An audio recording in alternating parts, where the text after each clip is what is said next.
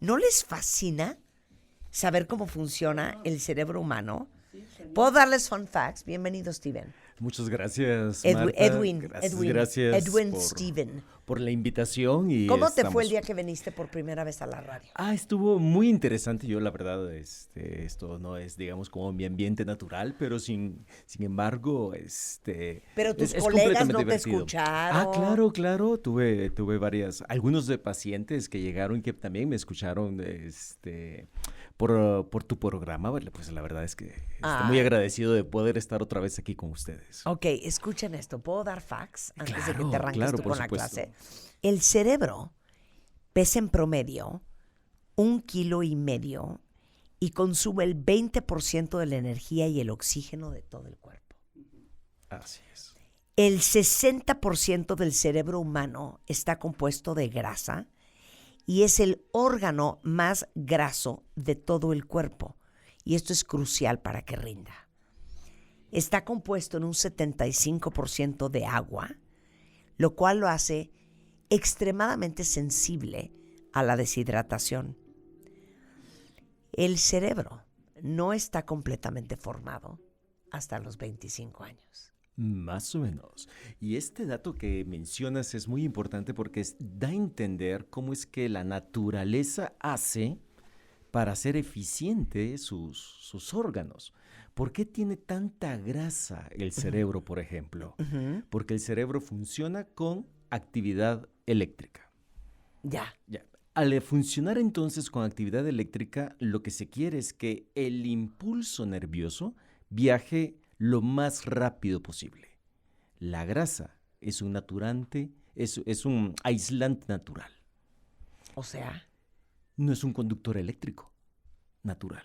Y entonces lo que hace el cuerpo es que va conectando, digamos, como pequeñas regiones entre el impulso eléctrico y va saltando entonces, el impulso eléctrico salta.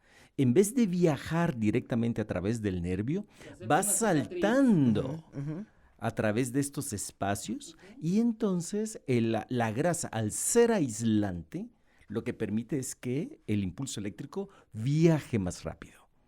Por eso que el cerebro tenga este gran componente de grasa, tiene esa función biológica principalmente. Wow. La capacidad de almacenamiento del cerebro de información es aproximadamente infinita. 86,000 millones de neuronas y hasta un cuatrillón, o sea, 1,000 billones de conexiones. Es un mito que solo se usa el 10% del cerebro, Edwin. Es completamente un mito. El cerebro en realidad funciona todo al 100%. Lo que sucede en una parte que es como muy importante es que hay áreas del cerebro que son estratégicas. Es decir, tienen una función especial. Si tú quieres mover un brazo, hay un área del cerebro que se encarga de esa movilidad. Si tú quieres expresar el lenguaje, entender el lenguaje, filtrar las emociones, todo eso tiene determinadas, vamos a decir, centros que se encargan de controlarlo. Ahora, todo ese centro es una gran conectividad, pero todo se está utilizando de manera, digamos, como casi simultánea. Esto es traumante. El cerebro no está permanentemente organizado al nacer. No.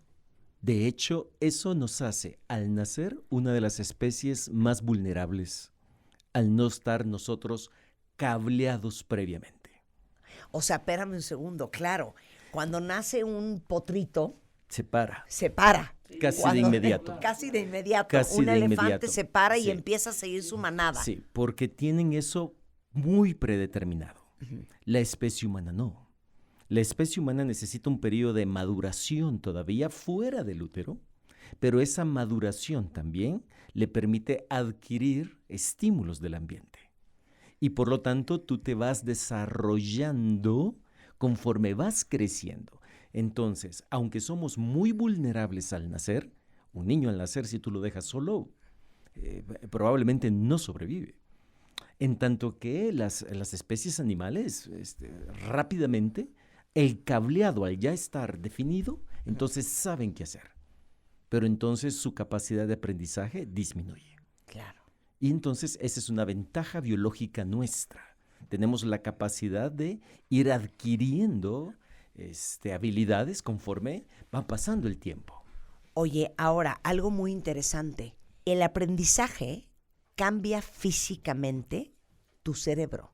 Sí, el aprendizaje cambia físicamente nuestro cerebro, fíjate.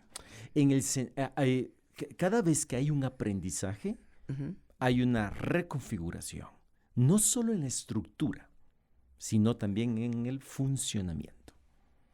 Entonces, el cerebro tiene lo que conocemos clásicamente como neuroplasticidad. Neuroplasticidad. Este concepto se ha, en principio, romantizado un poco, porque se cree que siempre es correcto. Y no, la neuroplasticidad existen al menos dos tipos. Una, lo que los médicos llamamos adaptativa, y dos, la maladaptativa. Es decir, digamos como una neuroplasticidad adaptativa es favorable. Por ejemplo, cuando tú te fracturas, lo primero que te mandan los médicos es a rehabilitación. La rehabilitación es justamente un proceso de adaptación. Lo mismo sucede cuando ocurre un infarto cerebral.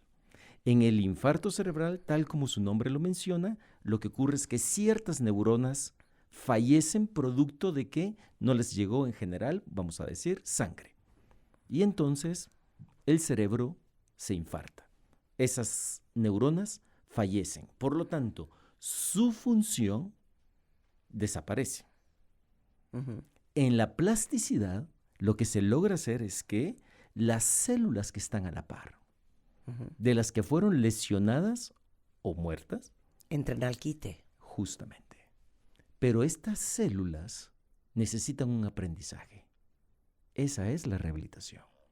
Cuando a ti te mandan a rehabilitar, es un proceso de enseñanza a las células que están cercanas y que van a asumir la función de las que se dañaron. Ya. Esa es una adaptación positiva de neuroplasticidad. Sin embargo, tenemos también adaptaciones que son negativas. Por ejemplo, la dopamina. La dopamina es un neurotransmisor, es una sustancia que ocupa el cerebro para comunicarnos y tiene una función principal, varias, pero una de sus funciones principales es que tiene que ver con, vamos a decir, el placer, la recompensa. Entonces, es común escuchar la frase, estás dopado, ¿ya? Porque estás en un plan de recompensa. Pero las recompensas pueden ser positivas, si tú haces ejercicio, por ejemplo, pero pueden ser negativas, como en el caso del consumo de sustancias ilegales, como alcohol. Ese es un tipo de neuroplasticidad maladaptativa, porque la recompensa que obtienes es a través de un proceso que no le conviene a tu cuerpo. Ya. Y entonces hay que distinguir lo que es una neuroplasticidad favorable y, claro, una que no nos es favorable. 100%. Híjole, esta sí es una cátedra que les va a encantar aprender, porque hoy el doctor Edwin Vargas, que es el jefe de la Clínica de Nervio Músculo del Instituto Nacional de Neurología y Neurocirugía, es neurólogo clínico. Con él hablamos hace poco sobre la enfermedad de esclerosis lateral amiotrófica, de la ELA o del ALS, que fue un trancazo ese programa, y me estaba contando la cantidad de gente que te buscó, lo cual me hace muy feliz. Sí, muchos de ellos, incluso gente que te escucha fuera de México, ¿ya? Y son familiares algunos o conocidos de pacientes con esclerosis lateral. Algunos que se habían quedado en entre comillas, limbo entre me hicieron el diagnóstico y ahora qué hago. Sí. Entonces, afortunadamente tuvimos oportunidad de poderlos orientar. Y referir a otros doctores, poderlos referir, ¿no? Justamente tratando de que la gente se atienda en sus lugares de domicilio, ¿no? Exacto. Bueno, pues está explicándonos el cerebro humano y algunas de sus maravillas. Y ya decidimos que vamos a hacer 2 programas más. Uno, que es el cerebro y el alcohol, no saben qué cosa más interesante. y el cerebro y el amor.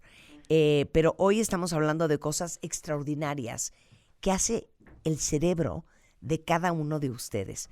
Entonces, a ver, ¿cómo que tiene la capacidad de reprogramar hasta el último día de su vida? Es una habilidad que tenemos, sin lugar a dudas, y es también una falacia el hecho de pensar que nuestro cerebro se desarrolla solo durante nuestros primeros años de vida y que ya al final esa capacidad merma. Sí. No, en realidad no. El cerebro la conserva muy bien esa capacidad y es un tema de práctica, de disciplina. Es decir, si tú logras enriquecer a tu cerebro, tú lo que estás construyendo es una reserva cognitiva, decimos los médicos. Es decir, si tú tienes, por ejemplo, un amplio bagaje en lectura, si tú tienes, por ejemplo, una gran socialización, esos son estímulos con los que el cerebro trabaja. Y a lo largo es como un capital. Cada Para vez cuando que tú tengas lees, 80 años. Cuando tú lees un libro, Ajá. imagínate que estás metiendo dinero a tu banco a inversión. Una inversión que te va a ser redituable a lo largo del tiempo, cada vez más. Hemos entendido que como los pacientes a lo largo del tiempo, la especie humana a lo largo del tiempo, esta reserva cognitiva se puede ir alimentando y se puede alimentar hasta el último día de la vida de cada uno. Y entonces una parte que resulta importante es cómo alimentarlo. ¿Qué es lo que le ayuda al cerebro a esto? Primero, actividad física. El ejercicio es un excelente motor y estimulante para la actividad cerebral. Segundo, la buena nutrición. El sueño. El sueño es importante. Durante el sueño, la verdad es que nosotros vamos entrando y saliendo de sueño superficial y sueño profundo. Es decir, no creas que siempre estamos en sueño profundo.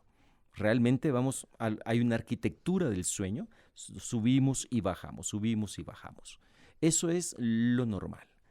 Cuando bajamos y entramos en sueño profundo, hay una parte de nuestro cuerpo que se desconecta. Estos son los músculos. Los músculos normalmente tú te mueves durante la noche. Eso indica que hay una conexión todavía del cerebro y el músculo.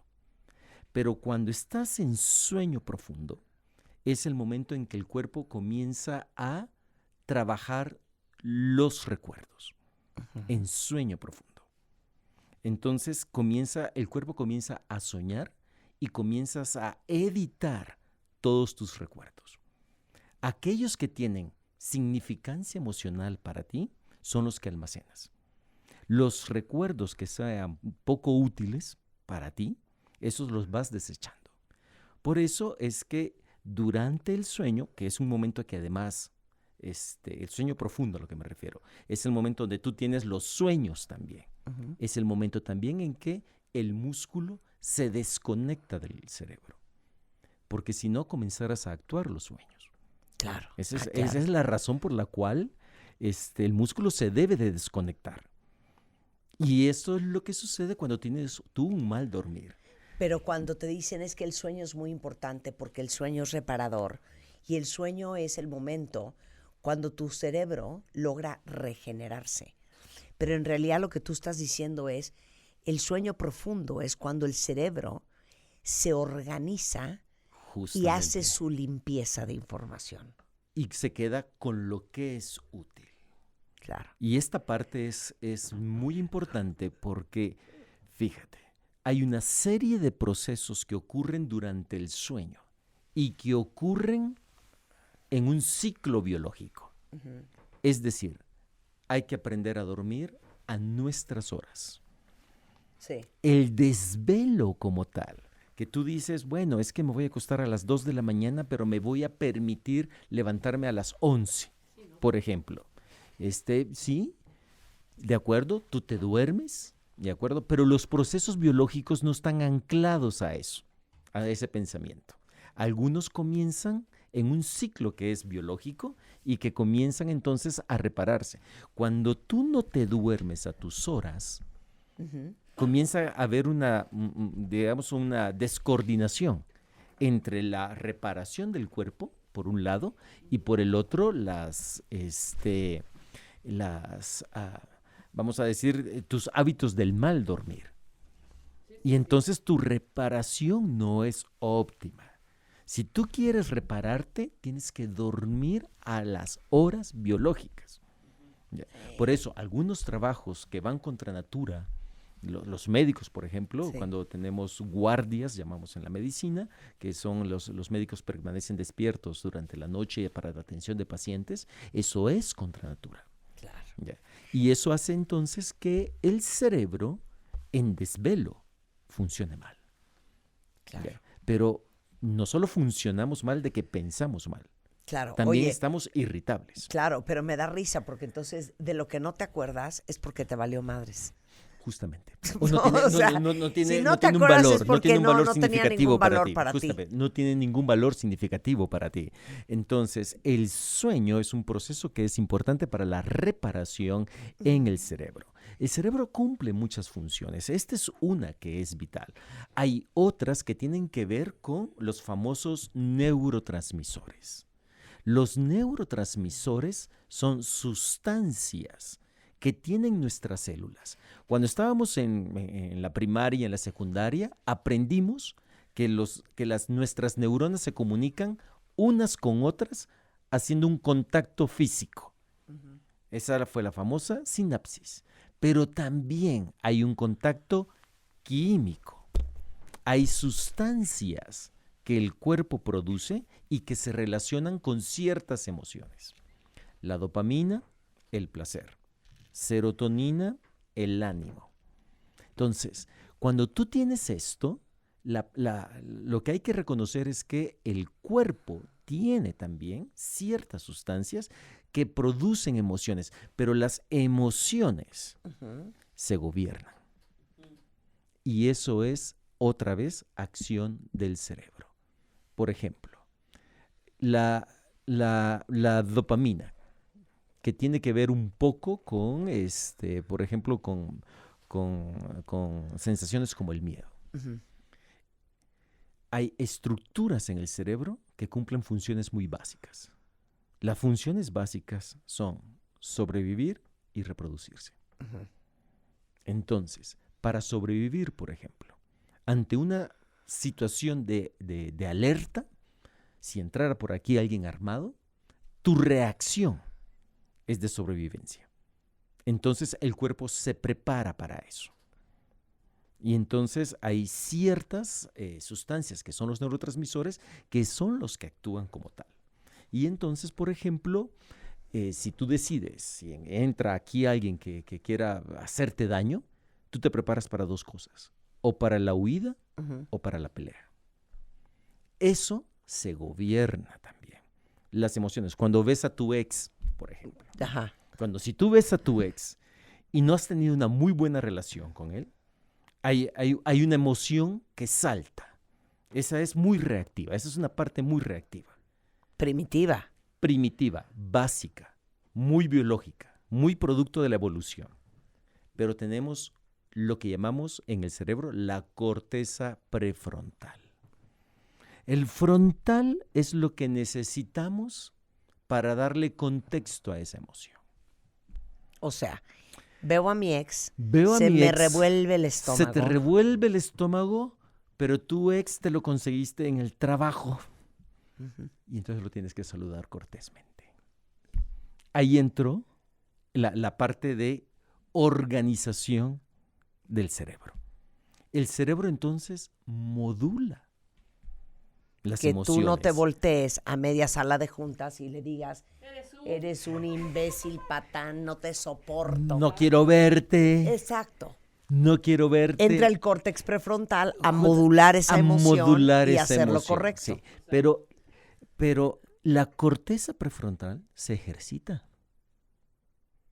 Tú tienes que ejercitar tu corteza prefrontal. O sea, para que encuentres el freno, tú tienes que ejercitarte también en lo prefrontal. Claro. Ya. Y perdón, hay tanta gente allá afuera, chicos y chicas, que no tienen ningún autogobierno. Sí, justamente. ¿No? que no tienen autogobierno, que están, como dicen, casi frontalizados. Sí, y de hecho la palabra es más bien desfrontalizados. Cuando Sí, el sí, frontal sí. no te trabaja, Claro. entonces la emoción entra. Claro, pegas gritos en Pegas la calle, gritos en la calle, insultas a quien sea, te dices lo que descompones piensas. y en una ciudad tan violenta como la nuestra no sabes cómo está el otro Sí, en ese aspecto. claro. Entonces, regular nuestras emociones, entender que las emociones están allí, que hay un aspecto muy primitivo, pero también hay un aspecto muy evolucionado de nuestro cerebro que nos permite el control de esas emociones. Bueno, algo que hemos aprendido en este programa, de tanto que hemos hablado del cerebro humano, es que, les decía al principio, técnicamente el cerebro no termina de desarrollarse hasta más o menos los 25 años. Y parte de la inmadurez de un adolescente o de un adulto joven, de no medir consecuencias, de qué tiene manejar borracho, de ay, no pasa nada si me meto en este callejón oscuro, ay, bueno, ¿qué tiene? No lo conozco, pero puede ser que sea el amor de mi vida, es inmadurez del córtex prefrontal. Justamente. Y es una inmadurez no biológica, sino personal, social.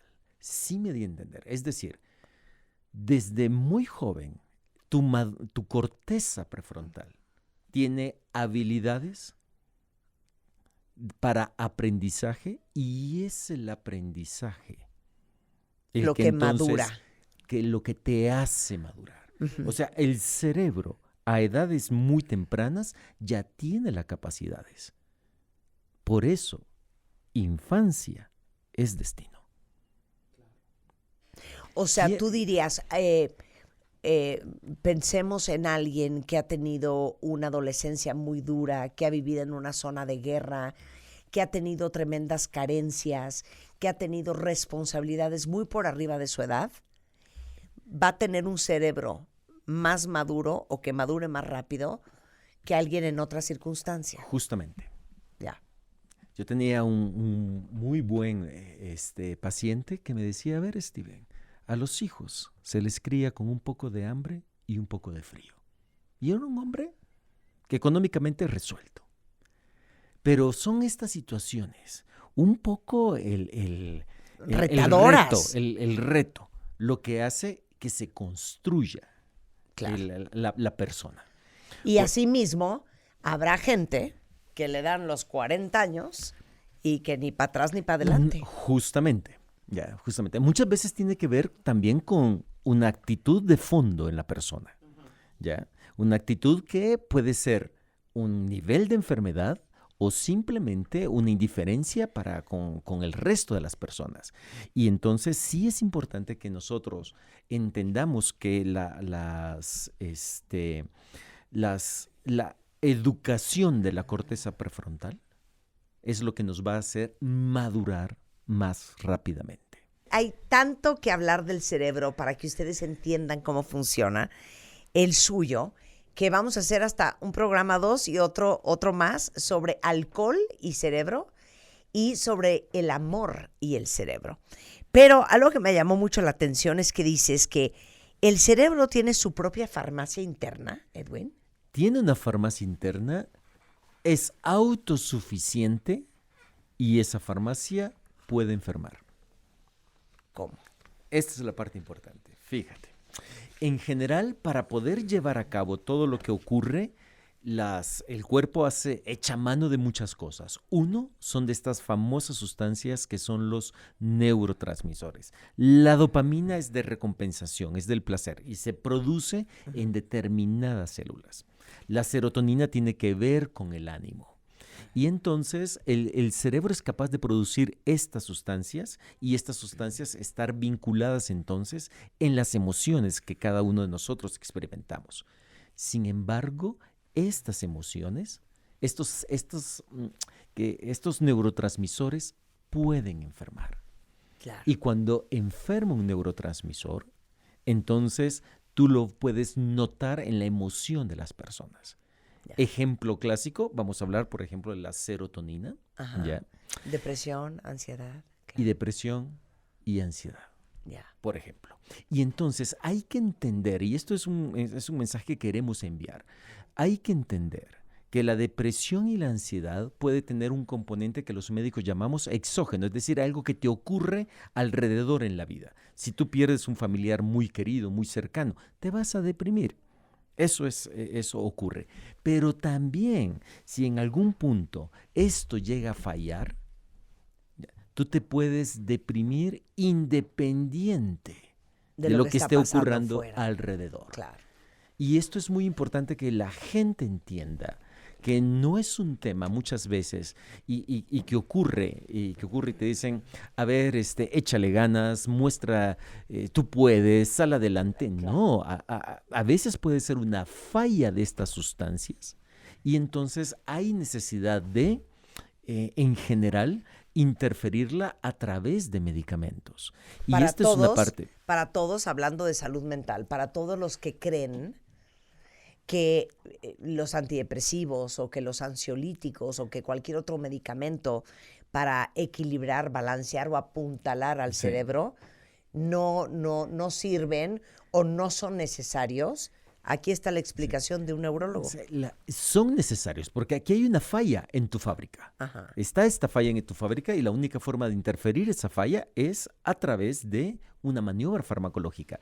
Pero además, y esto es una parte muy importante, este es un manejo que se vuelve muy integral, y nuestros colegas en psiquiatría lo conocen muy bien, en donde el paciente además debe de recibir una parte que se llama psicodinámico. Es una intervención por la cual el paciente también cambia su forma de actuar, de responder ante determinados estímulos. Claro. Para que no siempre te gobiernen las emociones, sino que haya un filtro, y esto es lo que conocemos como en la corteza. Ese filtro es educado, ese filtro es disciplinado, y eso es algo que debemos de aprender. Oye, y perdón, cuando hay una disfunción de cualquiera de estos neurotransmisores, como la dopamina, la serotonina, la oxitocina, las endorfinas, después de un tratamiento, ¿se restablece la salud de estos neurotransmisores? Voy a pensar, estuve 2 años con antidepresivos porque tenía yo un problema con mis niveles de serotonina en el cerebro. Ok, aquí ¿Algún día me puedo quitar el antidepresivo y ya regresa a su normalidad? Sí, justamente. Eso es una posibilidad que existe en la medicina, pero que no necesariamente es algo que alguien te lo pueda garantizar. Este es un proceso. Y en el proceso nos vamos dando cuenta si el paciente va a requerir por un tiempo más prolongado el medicamento, por un tiempo corto o de por vida. Depende de la condición de cada paciente. Es muy individual digamos como este juego de decidir si un paciente debe quedarse o no con un medicamento que regule a los neurotransmisores. La intención en general es el retiro. ¿Ya? Porque eso es lo que sucede más frecuentemente en la práctica médica. Es menos probable las enfermedades, vamos a decir, más puras en este aspecto que las enfermedades que tienen que ver un poco con la forma en que reaccionas ante un estrés. En ciudades tan grandes como la de Ciudad de México, que se vuelven muy estresantes, esa es una reacción que te puede suceder. Claro. Oye, y no quiero que se me acabe el tiempo, y vamos a hacer parte 2 y 3 sobre el alcohol y el cerebro y sobre el amor y el cerebro. Claro. ¿Cómo que los recuerdos se pueden editar sin que te des cuenta? Porque eso lo trabaja el cerebro durante la noche. ¿Y con qué se queda el cerebro? Con lo que define el cerebro, esto como me relevante. Es útil. Esta información me es útil. Entonces, si ustedes no se recuerdan de determinada persona que conocieron en el bar la noche previa, es porque el recuerdo no le fue útil. ¿Ya? Ahora, claro, por supuesto, pero si hubo, más adelante lo veremos en los programas, un consumo de alcohol, es probable que tengas interferida el circuito de la memoria por el alcohol y no lo recuerdes, porque estabas trabajando a lo mejor con el otro componente, con el dopaminérgico, el de la recompensa, el del placer. Ya te pareció atractivo, te pareció atractiva y te dejaste ir, más por la recompensa. Claro. Ya después te das cuenta de que no era la mejor persona con la que deberías haberte involucrado. Pero bueno, lo compras el paquete. Claro. Oye, esto está muy interesante y muy triste para todos los que creemos que somos buenísimos en el multitasking. ¿El cerebro puede multitaskear? Puede hacerlo, pero entre más función le metas, Ajá. menos eficiente te vuelves, Sí. por supuesto. Ya. Ya esto del multitasking es además es una habilidad. Por ejemplo, esto se ha abierto mucho el tema con las mujeres, por ejemplo, que dicen que pueden hacer más de una habilidad a la vez. Sí. La verdad es que cuando uno ve ese tema, uno dice, bueno, a ver, la habilidad es realmente la comunicación. O sea, es el lenguaje más, algo más. Los hombres somos, pues, sí, la verdad es que podemos hacer pocas cosas con eficiencia a la vez. Y si hacemos una, la podríamos hacer muy bien. Las mujeres tienen la habilidad de hacer eso que están haciendo muy bien, más el lenguaje. Más el lenguaje. Daría la impresión que es multitasking, pero en realidad es una habilidad con el lenguaje. Con el lenguaje. Oye, ¿cuál dirías tú como neurólogo que es la gran diferencia entre el cerebro de una mujer y el cerebro de un hombre? El procesamiento de cómo se ven las cosas. Fíjate, por ejemplo, en un ambiente de trabajo, lo que vemos es que las mujeres son muy eficientes para un ambiente de trabajo. Son, de hecho, mucho más disciplinadas desde mi punto de vista que los hombres. ¿Ya? Pero su nivel de disciplina algunas veces los lleva a que el estrés laboral puedan no superarlo tan fácilmente como sucede con los hombres. Los hombres, al tomar las cosas un poco más relajados, podemos tomar más cosas.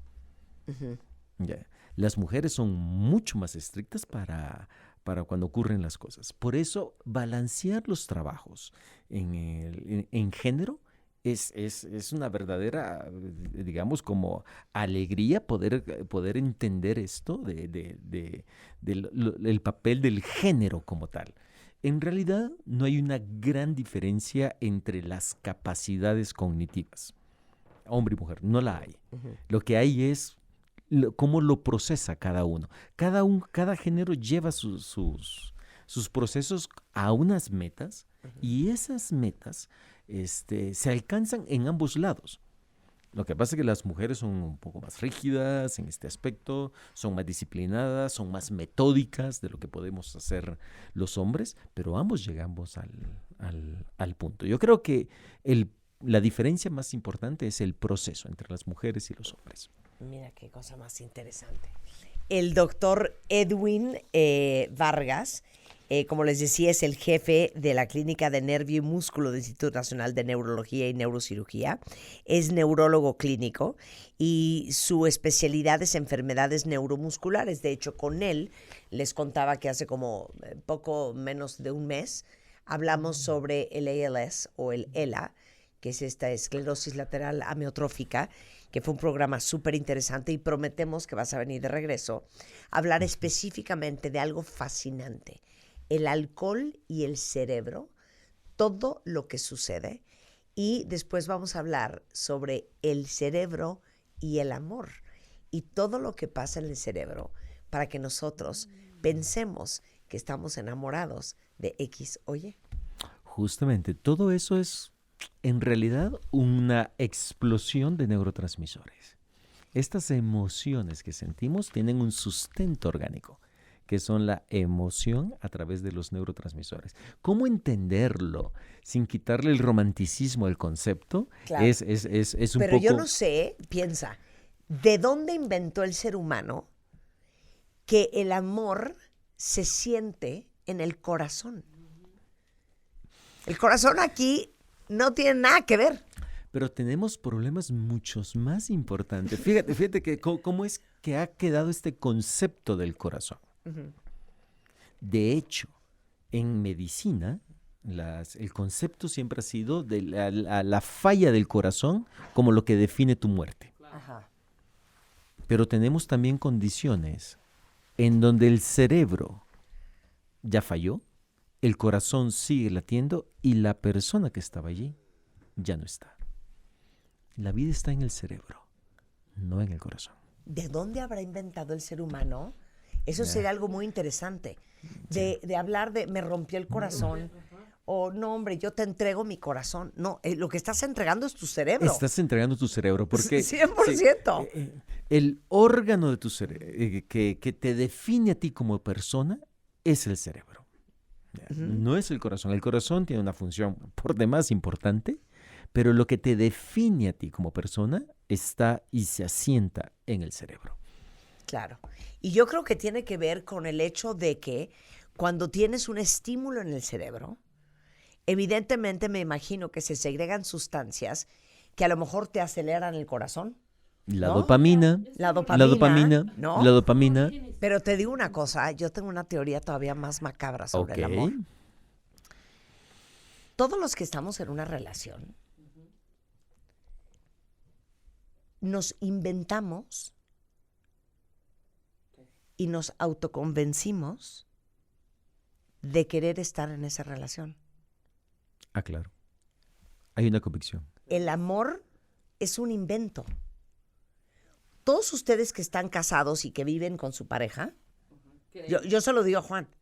¿Tú crees que me amas? Ajá, nosotros dos estamos en una obra de teatro en donde los dos hemos decidido conscientemente jugar este papel de la casita, en donde nos estamos autoconvenciendo todo el día que esto está padre.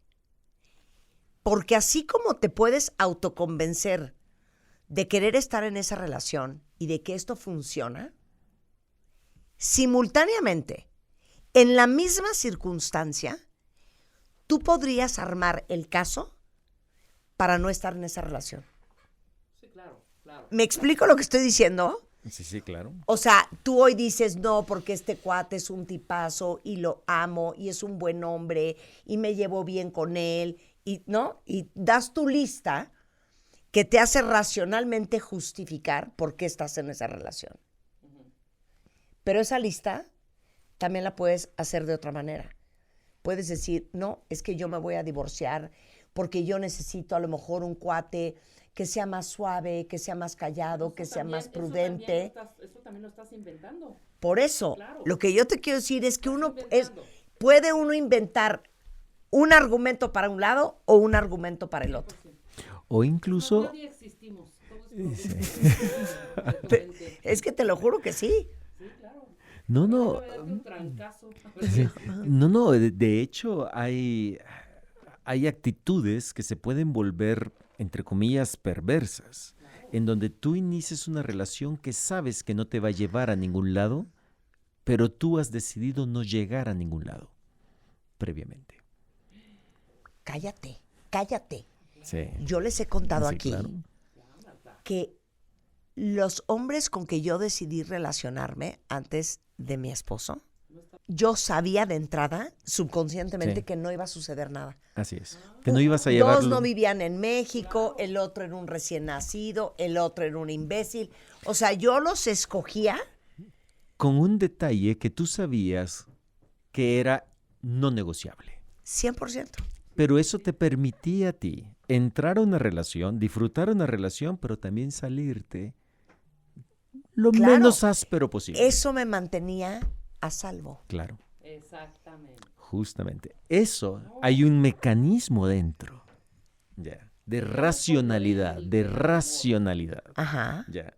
Entonces, esa parte es muy importante. Cuando tú tienes que autoentenderte y comprenderte, ya, para que estos pensamientos, ok, ahí están, pero socialmente, puedes involucrar a alguien más o llevarte de arrastre a alguien más.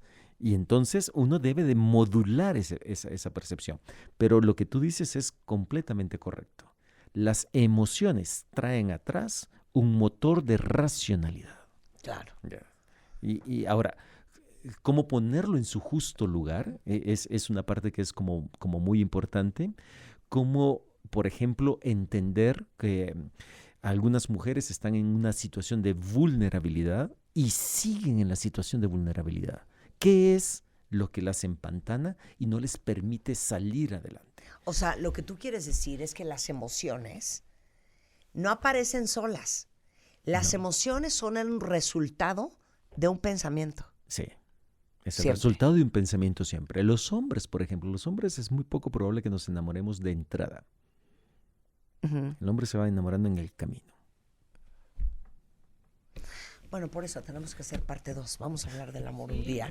100%. Del amor y el cerebro. Bueno, Alcohol. el doctor Edwin Vargas lo encuentran en el Centro de Neurociencias, en el Hospital Ángeles del Pedregal. El teléfono del consultorio, por si alguien tiene alguna enfermedad neuromuscular que nos esté escuchando, es 5591 30 46 29. Igualmente se los pongo ahorita en Twitter. Digo, está hablando con nosotros del cerebro por entretenernos y educarnos, pero lo suyo y lo suyo y lo suyo son enfermedades neuromusculares. Muchas gracias, querido. Un placer tenerte acá. Igualmente.